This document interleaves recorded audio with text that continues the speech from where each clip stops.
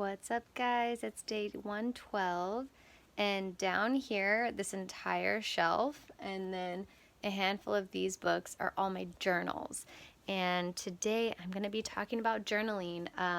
My very first journal, I should have pulled it out, it's somewhere in here. Anyway, the first one is from elementary school. I wrote really simple things like, I love my dad and my dad loves me. Really simple things, but it is so cute and so cool to look back at. And I wanted to share journaling today because, especially through any times that I've had that have been like challenging, difficult, where I've been very emotional or whatever, journaling has been such a great outlet. And it also has been a place, like this journal in particular is like a journal that's all about ideas and dreams and thinking big. I have journals that I write every single thing as though it already exists. So it's like New York Times bestseller, like a mother to beautiful children that are happy and healthy and wise, like whatever. So I have different journals for different things.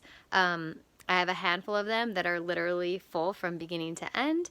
And, well, I will say almost in every single journal I started doing this in 2011, I think.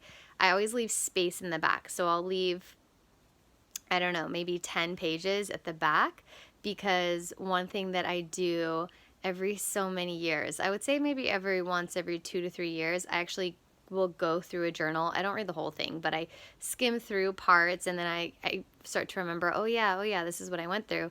And then I'll do a journal entry from that year that reflects back on things that I read, and then I'll also kind of say where I'm at with certain things now, or if there's certain patterns that I'm still doing, or there are certain goals that I have yet to reach, or how something unfolded and it was like way cooler than I ever thought it was going to be. So I do like to keep space in the back for entries, and now I, really intentionally do that because it's really cool to go back and give yourself feedback. And one of the reasons I really love journaling so much, and I think like this was one of like my first journals that I really like hashtag killed it. By the way, this was hot topic back in the day. And I journaled so in this. This is all like, oh my gosh, look at this. It's like music lyrics. This is all from 2004, I believe. But I look back at it and you forget like who you were being then, and you forget sometimes the way you felt about things, or we're constantly shifting and growing, and that's what's so cool about looking back at some of this stuff is you start to remember things and how things were for you, because our brains can only retain so much.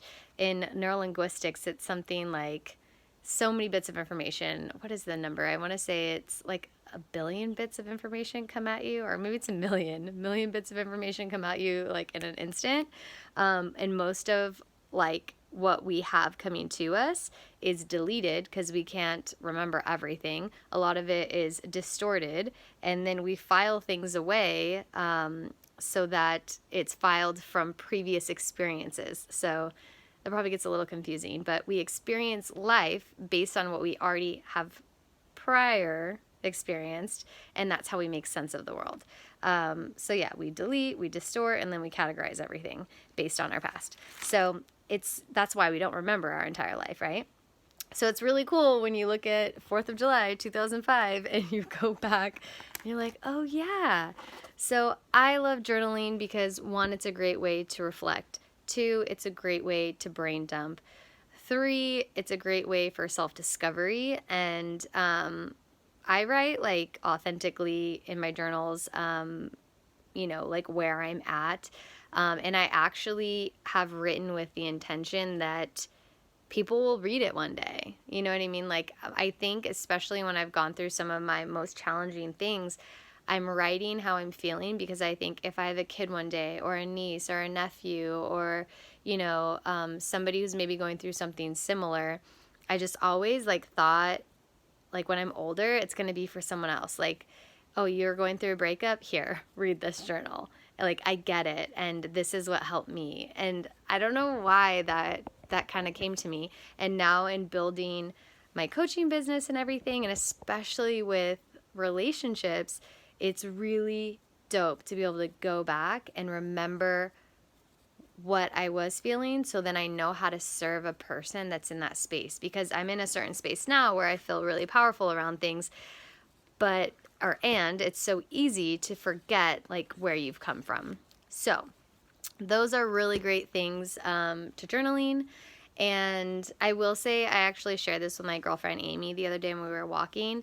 There are certain things, like I have a Japan journal that later on in life, I was like, you know what? Some of this stuff I no longer need. And I ripped it all out and I tossed it all away, because I was like, this is kind of a symbol of cutting the cord to that time in my life. And so I will say I do have some journal stuff that I have gotten rid of, but it was because I realized, I was like, some of this information that I'm holding on to is no longer serving me.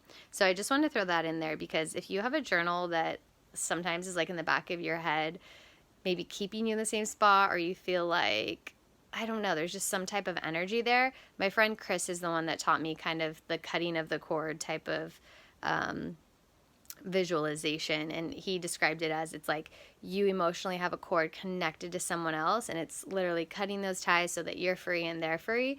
And I did that with my journals. So I was like, I still have that energy, that space in my space, and I no longer need that energy. And it wasn't that it was bad, it just wasn't serving me in a way that was efficient and in alignment with like where I was going.